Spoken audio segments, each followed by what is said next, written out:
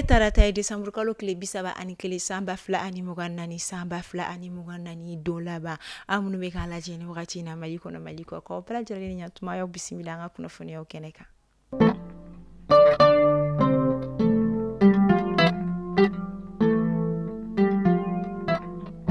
Kunnafoni daminɛla ka sanga ni kunungo Desambre kalo tile 30 ye tɛnɛ an ka jamana état major général des armées a ye kunnafoniya di kɛ ka da jamanaden bɛɛ lajɛlen kulo kan min kɔnɔna la a ye a yira Douaza région kɔnɔna la ni o dugu bɛ yen ni a bɛ fɔ ma ko Dunke ka sanga ni an ka fintigilakaw ka wuli ka jɔ ye Desambre kalo tile 27 u kɔni ye dankari kɛ banbagaci wale tigilama dɔw kɔnɔna ni marabolo kofɔlen kɔnɔna la ka da ka yira la ka fɔ pick-up dɔ de kɔni tun bɛ yen kelen kun ka min kɔnɔ fa pick-up min ni moto ni sen saba dɔ kɔni tun bɛ ɲɔgɔn fɛ tuma min na sɔmiya kɔni kɛra u la min na u bɛ se ka kɛ faratiba kɔni duguma olu kɔni ma lakana ko ta fanfɛla fɛ o kama an ka fintigilakaw kɔni dankari kɛ u la o yɔrɔnin bɛɛ la.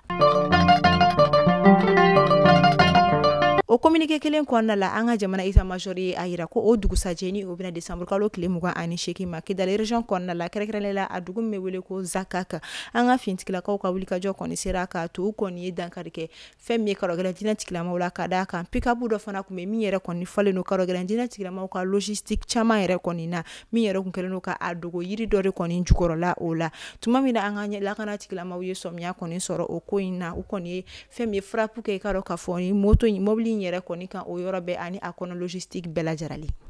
Ali bi o kunnafoniya kelen kɔnɔ Kidali région kɔnɔna la ali bi a marabolo bɛ ko Tesalita ka sanga ni Desambre kalo tile 29 ye karidon tɛmɛnen in na an ka fintigilakaw kɔni ye dankari kɛ karɔgɛlɛn diinɛ tigilamaw la kura ye ka d'a kan pick-up dɔ fana kɔni tun bɛ u kɛlen don ka min yɛrɛ fana kɔni dogo yiri dɔ fana kɔrɔla la tuguni ka d'a kan walasa sɔmiya kana se ka sɔrɔ a la ko olu ta don an ka fintigilakaw kɔni sera ka fɛn min ye o ko kɔni ɲɛdɔn min yɛrɛ fɛnɛ na u ye frappe kɔni kɛ o pick-up kofɔlen yɛrɛ fɛnɛ kɔni kan tuguni o kama an ka jamana état major général des armées a kɔni an ka fintigilakaw ka nin baaraba ani ka nin wulikajɔba ninnu kɔni ka tasi bila kɛ ka taa u ma an b'a fɔ hali bi ala ka lakana sigi ka na an ka jamana kɔnɔ ala k'an ka fintigilaka kelen-kelenna bɛɛ lajɛlen kɔni ni na kisi.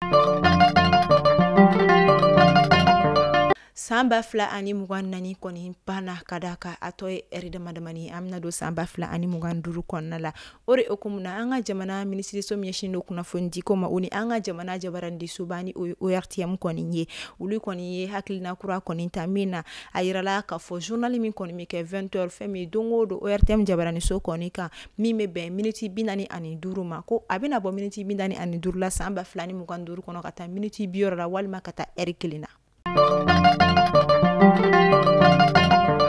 AES kunnafoniyaw kɔnɔna la Mali Burkina Faso Niger wagati laban na minisiriw kɛrɛnkɛrɛnnenya la a minisiri minnu ɲɛsinnen don kunnafoni diko ma ani a minisiri ɲɛmaaw kɔni tun bɛ baara bala min yɛrɛ kɔni kun tɛna kɛ dɔwɛrɛ walasa ka se ka AES kɔni tɔgɔla jabaraniso kɔni sigi bɔlɔlɔsira olu sanfɛla la o de hukumu kɔnɔna la ka sanga ni kunungo kɔni ye fɛn min ye ni jamana saba kɔni ka teleso o logo kɔni yirala jamanaden kɔni kelen-kelenna bɛɛ lajɛlen kɔnɔna logo min yɛrɛ kɔni sanfɛ a sɛbɛnnen don ko Confédération des États du Sahel min yɛrɛ kɔnɔ i bɛ Sahel kɔni tamasero kɔni ye a sanfɛla o la ni bɛna kɛ sababu ye walasa ka se ka AES kunnafoniyaw kɔni di a di wagati la ani kunnafoniya jɛlen walasa ka se ka AES jamanadenw kɔni bɔ kunnasiri la. Kunnafoniya kelen kɔnɔna la an ka jamana ɲɛmaa général d'armée Assimi Goïta ale kɔni AES jamana minisiri minnu ɲɛsinnen don kunnafoni diko ma olu bisimila kuluba palais o kɔnɔna la walasa u kɔni bɛ se ka sigi ka kuma kɔni kɛ cogoya min na jabaraniso in a ɲɛtagaliko ani fɛn min ka dɔn ka fɔ kunnafoni di siraw kɔni fɛ ni jamana saba ni ɲɔgɔn cɛ walasa u bɛ se ka u fanga fara ɲɔgɔn kan ka se ka kow yɛrɛ kɔni lataa ɲɛ cogoya min na. An bɛ taa an ka jamana marabolo fɔlɔ la Kayika olu fɛ yen ni wagati in na Kayiko bɛ ni o ye festival ba ye min bɛ kɛ san o san ɲina o ta ko filanan baaraw kɔni ninnu donna ka sanga ni jumadon tɛmɛnen ye min kɛnɛ kan an ka jamana seko ni dɔnko tigilamɔgɔba caman bɛ ni o bɛ tali kɛ Umu Sangare la Nawa Dumbuya o ni a ɲɔgɔnna caman olu kɔni na min yɛrɛ kɔni kɛnɛ kan ka région gouverneur tun bɛ yen ni o ye général de brigade Musa Sumare o ye o kɔfɛ an ka jamana minisiriso min kɔni ɲɛsinnen don seko ni dɔnko binna ko ma olu kɔni ka ciden tun bɛ yen ni o ye Alamatu Daɲoko kɔni ye fo ka taa se an ka jamana transition ni o ye CNT yɛrɛ kɔni maa caman fana kɔni tun bɛ a kɛnɛ kan.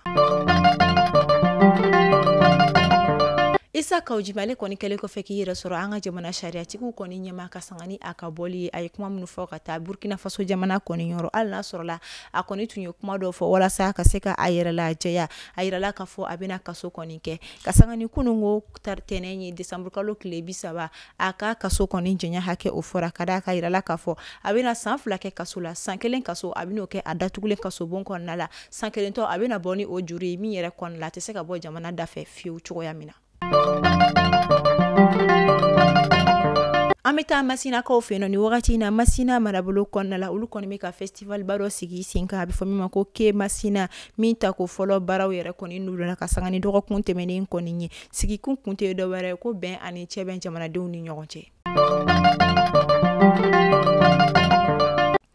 Badra Aliou Haidara ni ale ye au Conseil islamique du Mali koni président denkɛ ye Asseid Chérif Ousmane Madani Haidara ale ka jɛkulu ni a bɛ fɔ o ma ko AK2M ni o ye an ka bɛn mayala ka sanga ni sankura kɔni nali ale kɔni bɔra ka communiqué di kɛ min kɔnɔna la a bɛ a yira k'a fɔ ale ka jɛkulu kɔni tɔgɔ an ka bɛn mayala wa a bɛ laɲini min kɔni kɛ maliden kelen-kelenna bɛɛ lajɛlen fɛ an ka ɲɔgɔn tɛgɛ minɛ an ka ɲɔgɔn sen bila ka d'a kan n'an bɛnna mayala bɛn b'o de kɔnɔ basigi b'o de kɔnɔ ɲɛtaga b'o de kɔnɔ diinɛ ko t'a la siya ko t'a la sigiyɔrɔ ko o t'a la fana.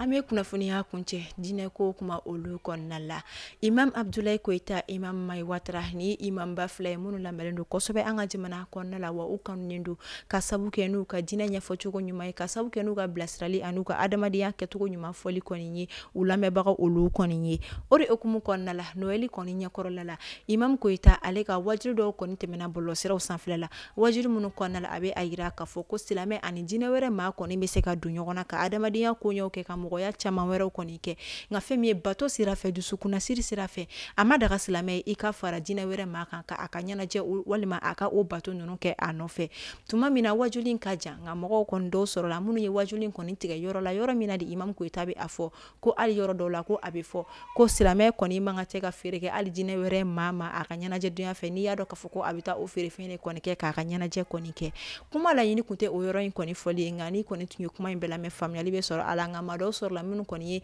ja ninnu kɔni tigɛ nin yɔrɔnin de la kɔni k'a cari bɔlɔlɔsiraw sanfɛ wa a tagara togoya kelen de la min yɛrɛ kɔnɔna chrétien diinɛ pasteur baw mɔgɔba caman fo ka taa se chrétien diinɛ maa wɛrɛ ma o bɔra ka kuma ninnu kɔni jaabi ka d'a kan u ye a yira k'a fɔ nin fɔra walasa ka olu kɔni de dɔgɔya walima ka olu marginaliser u yɛrɛ kɔni fa jamana o kɔnɔna la min yɛrɛ la Mai Watara fana a bɔra ka kuma ni nin waleya kelen ninnu kɔni fo kana don 31 kɔni hukumu kɔnɔna la munna u bɛ a yira k'a fɔ ko nin diinɛ wɛrɛ batow de silamɛya diinɛ kɔni mɔgɔ man kan tɛ k'a kɛ o mɔgɔw kɔni fɛ ka d'a kan ani ka diinɛ kɔni o tɛ taa mina o yɛrɛ de kɔni kɛla an ka jamana kɔnɔna la fɛn min ye lakana tigilama ni o kɔni procureur yɛrɛ kɔni a tun ye wele bila ni imamba fila o yɛrɛ kɔni ma kuma ɲɔgɔnyaw kɔni tɛmɛnen kɔfɛ procureur ani ni imamba fila ni ɲɔgɔn cɛ bi sɔgɔmaden na tarata décembre kalo tile 31 a yirala k'a fɔ ko ni imamba fila kɔni mina to u ka so ni o ye Abdoulaye Koyita ani Mai Watara ye an b'a fɔ hali bi ala ka hakilina ɲuman di an ma.